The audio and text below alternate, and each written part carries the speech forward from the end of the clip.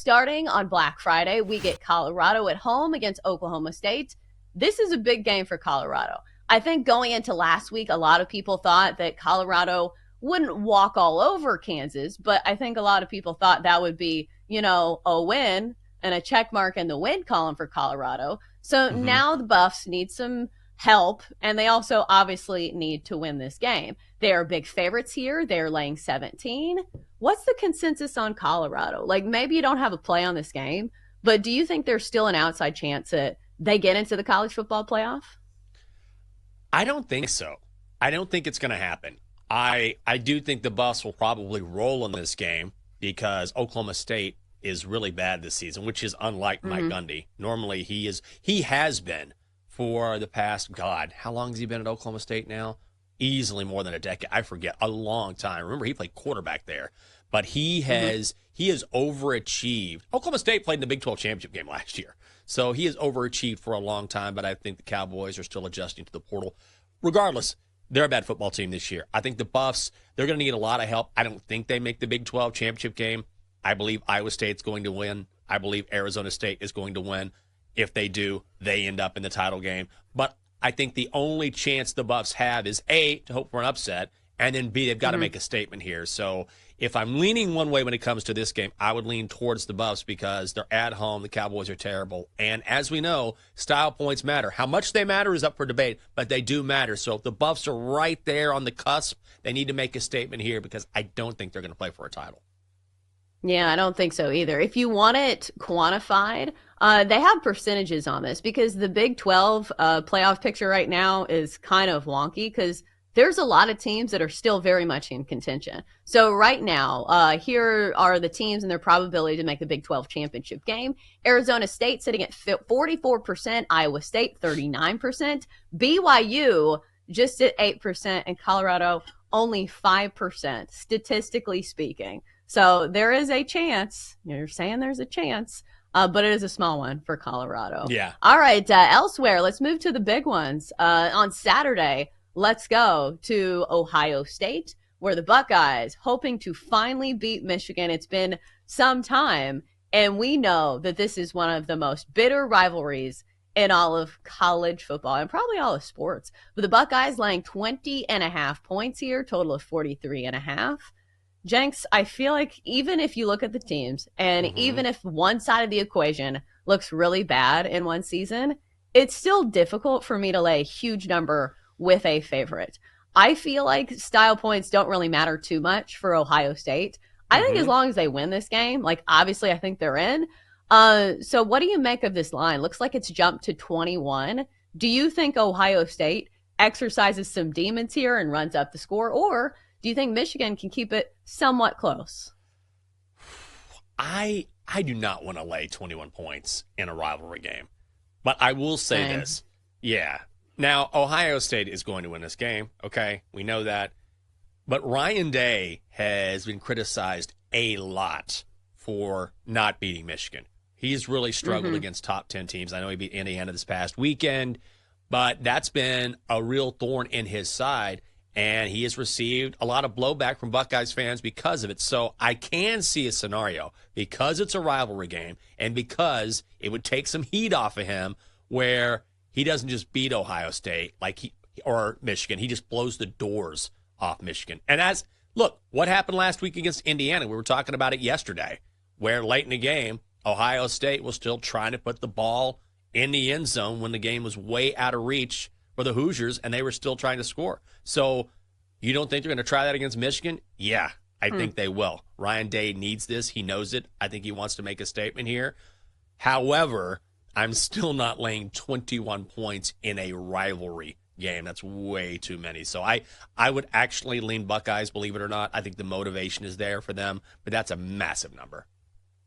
Yeah, I think the question start arising is if Ohio State is up big, do they really continue to put more stuff on game film? Because obviously this is a huge game, but like the bigger goal for Ohio State this year is not, just this game. But obviously this one means a lot to Ohio State. Ryan Day, like you said, has struggled against Michigan. So maybe they run up the score here. And I will say this. Didn't we say the argument for Indiana last week was, oh, it's too many points. Indiana can Yeah. at least keep it close. Wasn't the case. This game was not even close. 38-15 final score. Obviously, that one touchdown in garbage time at the end.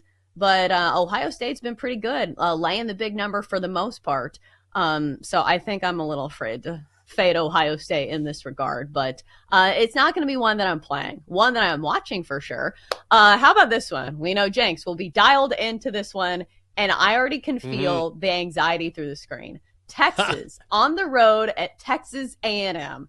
The Horns laying 6, total of 48.5. Jenks, are you playing this game? Are you just going to be nervous about this game? Obviously, you went to Texas. How do we feel about this one?